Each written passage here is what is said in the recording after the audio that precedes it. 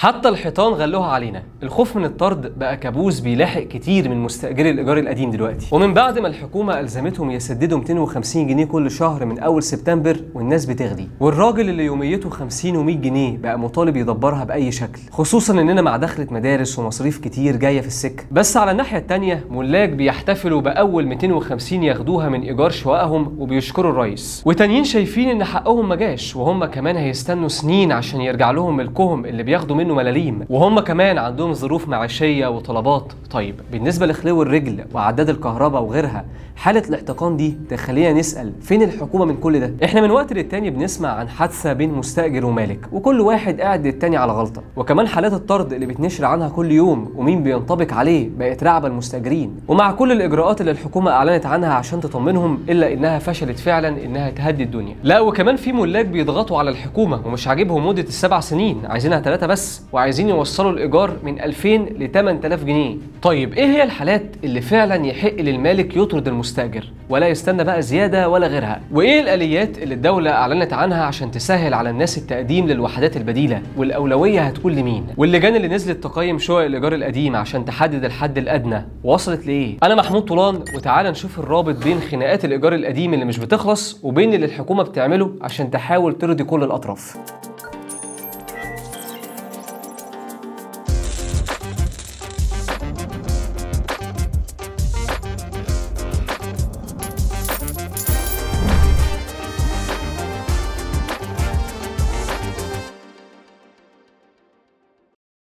في 6 مليون شخص مش عارفين مصيرهم رايح على فين بعد ما بدأ تطبيق تعديلات قانون الإيجار القديم، وده الرقم اللي أعلن عنه المركز المصري للدراسات الاقتصادية. الملايين دي وضعها إيه دلوقتي بعد تطبيق التعديلات؟ في أول نوع منهم اللي بيعد بالساعة والدقيقة عد تنازلي ل7 سنين جاية بالنسبة للشقق السكنية و5 لغير السكني، لأن دي الفترة الانتقالية اللي بعدها هيسلم الشقة أو الوحدة، وخلال المدة دي هيزيد الإيجار عليه كل سنة 15%. وتاني سيناريو الشقة المقفولة، لو الوحدة مقفولة سنة كاملة مثلا من غير سبب فلازم يخلي الشقه، ودول اللي الجهاز المركزي للتعبئه العامه والاحصاء قال انهم حوالي 513,000 وحده. والقانون هنا بيدي الملك الحق انه يرفع دعوى اخلاء سريع قدام محكمه الامور المستعجله، وده معناه ان اي مستاجر سافر او حتى ساب الشقه مقفوله ممكن يلاقي نفسه مطالب يسلمها، والحاله دي اللي كتير مش متعاطف معاها، يعني انت بتامن نفسك على حساب املاك غيرك يعني. وتالت سيناريو لو المستاجر عنده وحده ثانيه صالحه لنفس الغرض سواء سكنيه او تجاريه، القانون بيعتبر ان مفيش مبرر يستمر في الاستفاده من وحده بالايجار القديم، وساعتها المالك من حقه يطالب بالاخلاء. وللاسف من وقت للتاني بنلاقي خبر عن خناقه او حادثه بسبب الايجار القديم، لدرجه في ناس قالوا ده ترند، تعالوا نعمل اكننا بنتخانق عشان نلم مشاهدات. واللي زود المشكله اكتر ان رئيس اتحاد مستاجري وحدات الايجار القديم عبر عن غضب الناس وان المستاجرين بيقدموا في ملطه، وان الحكومه مكمله في اجراءاتها عادي من غير ما تسمع للاصوات اللي رافضه الاخلاء ورافضه المده الانتقاليه. والكارثه الحقيقيه فعلا انه اتكلم عن نيه عدد كبير من المستاجرين انهم ما يدفعوش الزياده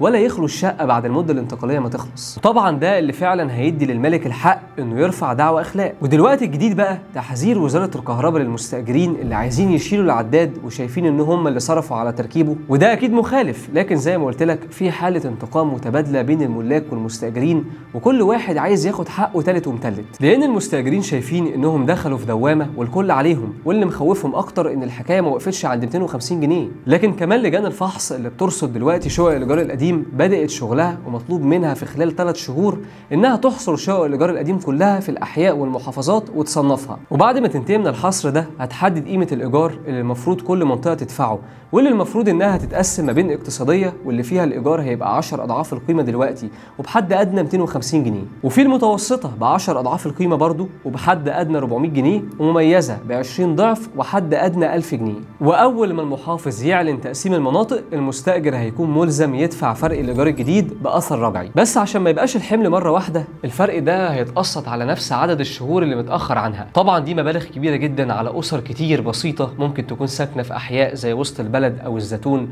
او حوالين مصر الجديده لكن دخلها ما يسمحش بده. الحقوقيين وكتير من الاصوات المعارضه للقانون بتسال هل الدوله وفرت غطاء او حمايه اجتماعيه للاسر قبل ما تغلي عليهم؟ هل حصل دعم باي شكل للاسر اللي في يوم وليله اتضاف عليهم ثمن سكنها وسترها؟ وطلعت اصوات بتسال من ضمن المشاكل اللي لازم يتحسم فيها تكاليف الصيانه اللي قام بيها مستاجرين هل هتترد لهم؟ ده غير خلو الرجل اللي كان عباره عن مبلغ كبير وقتها بيدفعه المستاجر قبل ما يوقع على عقد الايجار، فهل المفروض الملاك يسددوا المبالغ دي بقيمه دلوقتي؟ لكن الصدمه ان رئيس لجنه الاسكان في مجلس النواب قال ان الخلو اصلا مش موجود في اي تشريع وانه كان عرف بين الناس. الابعاد الاجتماعيه ورا القانون كبيره جدا، وهي السبب الاساسي ورا الخناقات اللي بين الملاك والمستاجرين، وهي اللي حاطت الحكومه في حيره لسنين هترضي مين على حساب مين. طيب ازاي المستاجرين يقدموا على البدايل اللي الدوله مقدماها؟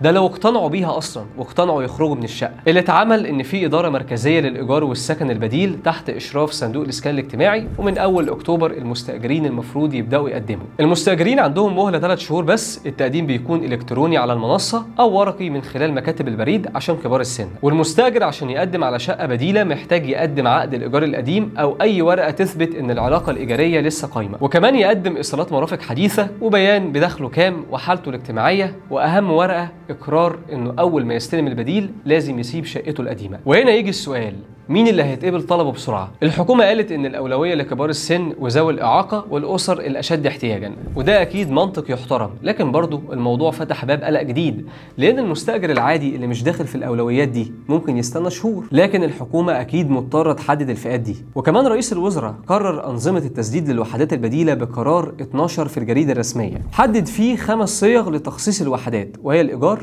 والايجار المنتهي بالتمليك والتمليك عن طريق التمويل العقاري والتمليك النقدي المباشر، واخر حاجه التمليك بنظام الاقساط حسب الاعلانات الرسميه. لكن ليه بقى الاجراءات دي ما طمنتش الناس؟ اولا لان في منهم اللي شايف ان السكن البديل ده هيكون محذوف في اخر الدنيا ومساحته طبعا مش هتكون زي شقه شرحه في وسط البلد. ثانيا ان حتى اللي هيرضى بالامر الواقع وهيقدم مش هينطبق عليه مواصفات الاولويات زي ما اتكلمنا من شويه. كمان من اول اكتوبر والناس هتبدا تقدم على الشقق وانت بتتكلم في ملايين، ففي تقارير اتكلمت هل الدوله مستعده عشان تستوعب حجم الطلبات دي الكترونيا، ولا كل شويه الموقع هيقع والبريد يتملي طوابير ملهاش اول من اخر، وده كمان لو الطلب اترفض هيدخل في دوامه التظلم. وللاسف المستاجرين حاسين ان الكل عليهم، حتى المستثمرين مستنيين بفارغ الصبر الشقق تفضى وتتسلم، لان في خبراء شايفين ان تعديل قانون الايجار القديم مش بس هيأثر على المستاجرين والملاك، لكن كمان هيرجع للشركات العقاريه اصول شبه ميته حسب ما وصفوها ما كانتش بتجيب اي عائد، وده معناه اعاده رسم خريطه الاصول في السوق المصري ورفع قيمه المحافظ الاستثماريه للشركات دي. كل الهواجس دي خلت عدد من المستاجرين يعملوا محاولات عشان يوقفوا تنفيذ القانون ويرفعوا منازع التنفيذ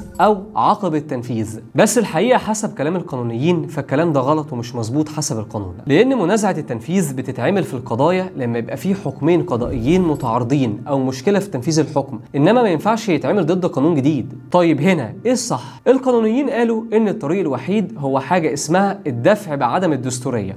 طب يعني ايه الكلام ده؟ يعني لو في قضيه بين مالك ومستاجر قدام المحكمه وطرف منهم شايف ان ماده من القانون الجديد ضد الدستور، هنا هيطلب من القاضي ويتقدم بانه شايف ان النص ده مش دستوري. هنا القاضي لو اقتنع بيديه مهله 3 شهور عشان يرفع الدعوه دي رسميا قدام المحكمه الدستوريه العليا، ولو ما اقتنعش بيكمل القضيه عادي. والواقع ان ده مش سهل، ولا هو حتى بيوقف القانون بشكل فوري زي ما الناس فاكره، يعني لا مفر، والقانون مواجهته صعبه، والوضع بقى اصعب على المستاجرين وكمان على الحكومه اللي الملاك بيضغطوا عليها عشان شايفين ان 5 و7 سنين مده انتقاليه كتيره جدا، وكمان شايفين ان الملاك عايشين في قهر بقالهم 80 سنه حسب ما قال رئيس ائتلاف ملاك الايجار القديم في تصريحات اعلاميه، واللي اكد كمان ان بيوصل لهم ملاليم وايجارات لا تذكر، وشايفين كمان ان املاكهم بتتهد قدام عينهم من غير ما يقدروا يصلحوها. غير كمان انهم رافضين فكره ان الحكومه تحدد الايجار عند 1000 جنيه حد اقصى، لان في رايهم ده مبلغ ما يعملش حتى اي حاجه، وشايفين ان الطبيعي يبقى 2000 جنيه في المناطق الشعبيه كحد ادنى، و4000 في المناطق المتوسطه، و8000 في المناطق الراقيه. الموضوع بصراحه عمال يتعقد اكتر واكتر، وكل فريق باصص للموضوع من مصلحته. لكن قول لنا انت في رايك، شايف فعلا الحكومه جت على المستاجرين وما بصتش لمصلحتهم عشان ترضي الملاك، ولا شايف ان اللي عملته الحكومه اخف ضرر عشان نحل المشكله الازليه دي؟ قول لنا رايك في التعليقات، ما تنساش اللايك، وكالعاده شير الرابط.